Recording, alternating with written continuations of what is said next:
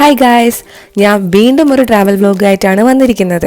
ഇന്നെൻ്റെ കൂടെയുള്ള എൻ്റെ പാർട്ട്നേഴ്സ് ജാനു, അഷിത എൻ്റെ അനുശ്രീ. അഷിതയാണ് ടാറ്റ തരുന്നത്, അനുശ്രീയാണ് വണ്ടി ഓടിക്കുന്നത്. ജാനുവിൻ്റെ പിന്നെ നിങ്ങൾക്കറിയാമല്ലോ, എൻ്റെ കൂടെ എപ്പോഴും ഉണ്ടാവാറുണ്ട്.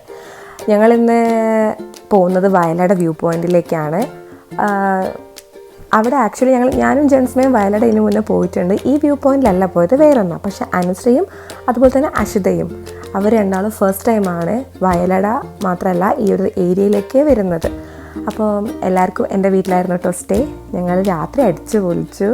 അതുപോലെ രാവിലെ ഏർലി മോർണിംഗിന് ഇറങ്ങാമെന്ന് കരുതി. പക്ഷെ ഞങ്ങൾ ഉറക്കം അങ്ങോട്ട് റെഡി ആവാത്തതുകൊണ്ട് തന്നെ ഞങ്ങൾ ഏർലി മോർണിംഗ് ഇവിടെ എത്തുമ്പോഴേക്കും ഒരു 7 മണി ആയിട്ടുണ്ടായിരുന്നു കേട്ടോ. മേലെ എത്തും വരെ ഞങ്ങൾക്ക് എന്താ പറയുക, ചെറിയ ചെറിയ ട്രെക്കിംഗ് ഏരിയാസൊക്കെ വന്നു. കുറേ പേരുണ്ടായിരുന്നു ഞങ്ങളുടെ കൂടെ നടക്കാൻ. ആക്ച്വലി ഞങ്ങൾ കയറുന്നതിന് മുമ്പ് ഞങ്ങൾ കരുതിയത് വലിയ തിരക്കൊന്നും ഉണ്ടാവുക, ചിലപ്പോൾ നമ്മൾ മാത്രമേ ഉണ്ടാവുള്ളൂ എന്നാണ്. പക്ഷേ നമ്മൾ ട്രാവൽ സ്റ്റാർട്ട് ചെയ്തപ്പോൾ മനസ്സിലായി, അതായത് ട്രെക്കിംഗ് സ്റ്റാർട്ട് ചെയ്തപ്പോൾ മനസ്സിലായി ഞങ്ങൾ മാത്രമല്ല കുറേ പേരുണ്ടെന്ന്. അനുശ്രീൻ്റെ കയ്യിൽ കാണുന്ന കുരിശല്ല കേട്ടോ, എൻ്റെ ട്രൈപോഡാണ്.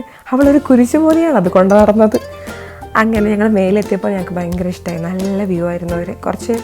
ഒരുപാട് ലൈറ്റൊന്നും ആയിട്ടുണ്ടായിരുന്നില്ല ഞങ്ങളെത്തിയപ്പം, അതുകൊണ്ട് തന്നെ നല്ല വ്യൂ ആയിരുന്നു കേട്ടോ.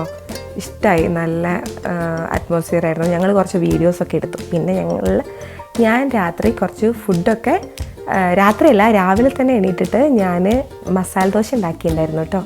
അതൊക്കെ ഞങ്ങളെല്ലാവരും കൂടെ അവിടെ ഇരുന്ന് കഴിച്ചു. പിന്നെ കുറച്ച് ആസ് യൂഷ്വൽ കുറച്ച് ഫോട്ടോസൊക്കെ എടുത്തു.